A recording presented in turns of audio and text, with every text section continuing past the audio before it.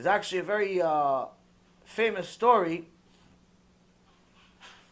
of two families where one family has the husband has financial problems. The other family has a husband that has health problems.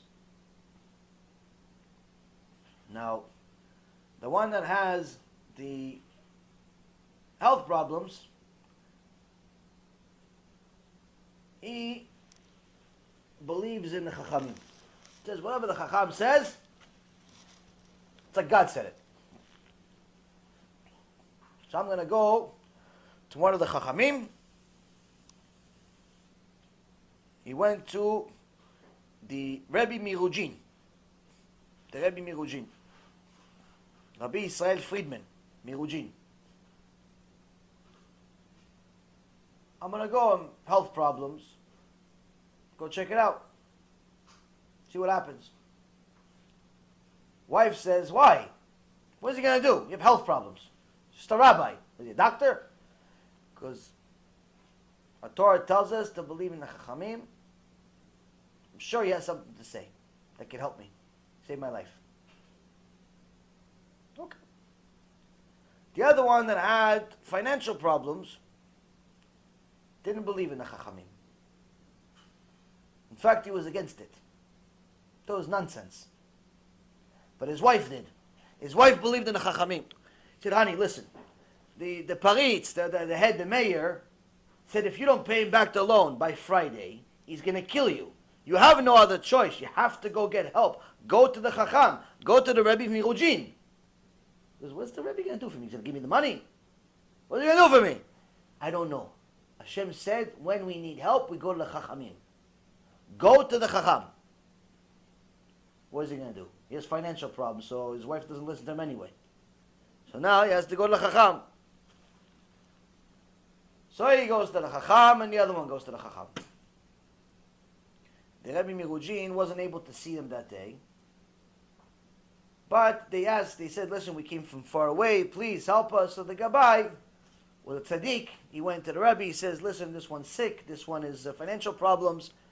So the Rebbe Mirujin wrote him a little message, this is what you should do. For the sick person, he said, there's a cure for you. Take leeches, and put them all over your body, and they'll suck out the disease from you. That was a medicine, apparently, that would work. They'll suck out the blood from you, they'll suck out the disease from you. And for the guy with the financial problem, he says, don't worry, Yeshuat Hashem ke'erefain. Don't worry, the salvation of Hashem is going to come to you before the blink of an eye. Don't worry, everything's going to be fine.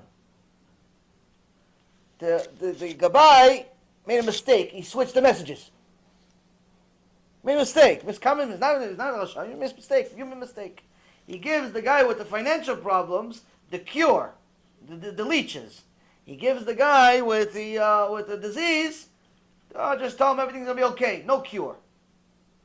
So now the guy with the financial problems who doesn't believe in the Chachamim looks at this and he gets angry. What anger he has. Now he has everything to say. It says he already didn't like the Chachamim as it is. Now he has a reason to. Why? I'm telling him I have financial problems. He's telling me to go and put leeches and suck my blood out. It's not enough that the Paritz wants to kill me. Now he wants to take my blood out too and torture me beforehand. What kind of Chacham do you have? He throws the note at his wife. He goes, what's this as a Chachamim? This is what your Torah is. She says, you better do what he says. If he wrote it to you, you better do what he says. Dir balik. I'll do something. Everybody's scared of their wife. What is he going to do, the poor guy? The Parit's going to kill him in a few days anyway. What is he going to do? He listens to his wife. His wife goes, collects all of the leeches she could possibly find, and she puts it everywhere, all over his body. Miskin, poor guy. Blood everywhere, swelling everywhere. There's blood coming out of his forehead, out of his head, out of his arms, out of his legs, out of his feet, out of it, everywhere he has blood. Hashem Yirachem. They really, mamash, literally sucked the blood out of him. Now Friday comes, the parit sends his people, the mayor sends his people, no, come. They see this guy half dead. Blood everywhere. They don't know what happened. Says, listen, I don't care, blood, no blood, you have to pay the money. I can't move. Okay, we'll take the bed. They took him in his bed to the mayor's office. As Hashem would have it, the mayor was having lunch with his wife. His wife sees this poor guy coming, bleeding everywhere. The bed is full of blood. And the workers, the employees of her husband, are bringing this guy. She says, Johan, the mayor's name, Johan, this is what you do. This is what you do to people. Look what you did to this poor guy. Me scared. What'd you do to him? Poor guy. What? Why, he owes you money. That's why you do this to him? You know probably what he did? He probably went to go look for money for you, and they probably beat him up in the woods. They probably took all of his money. What is he going to do? How's he going to work? How's he going to survive? How could you do this to people, Johan? What kind of husband are you? What kind of mayor are you? She starts giving out a husband on his head. She starts hitting him and yelling at him. What kind of husband are you? A must. Eliyahu Navi went into her or something. She became the advocate for this little guy who didn't even believe in the Chachamim. So Johan, the mayor, I just want my money. I don't want to beat up anybody, but okay. What do you want me to do, honey? How much he owes you? Some money. Forgive the whole debt. Okay, forgive it. No, but what now? He can't work. He's scared. He's blood everywhere. He probably can't work for 6 months, a year, 2 years, 5 years. You have to give him money. He has kids probably, he has a wife, he has kids, you have to give money. You have to pay his salary every month for the next 5 years. Okay, honey, whatever you want. The guy goes home bleeding but smiling. Bleeding but smiling. Now he doesn't know how could this be, so he says, what can I do? His wife says, now you have to go to the Rabbi Mirujin and ask for forgiveness. Beg for forgiveness. Beg him for forgiveness. He goes to the Rabbi Mirujin, who now is healthy, and he sees the Rebbe. He says, Kvod Rav, I'm sorry. I didn't believe in you. I didn't believe in what you said. I thought you made a mistake, but apparently Hashem gave you the real cure that didn't make any sense. He goes, what cure? Didn't you have financial problems? He says, yes, Kvod Rav, and you told me to put the leeches on me, no? He goes, no, that's not what I told you. I told you that everything's going to be fine. He goes, so how do you explain it?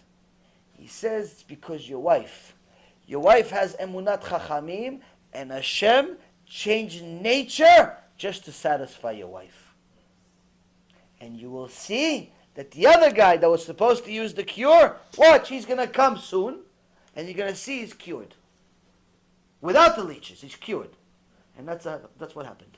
The guy showed up, cured. How? No leeches, no nothing. Hashem runs the world. Hashem runs the world. That's emunat chachamim. It's important to have emunat chachamim. If you find one, you have to have emunat chachamim. It's Hashem runs the world in a certain way.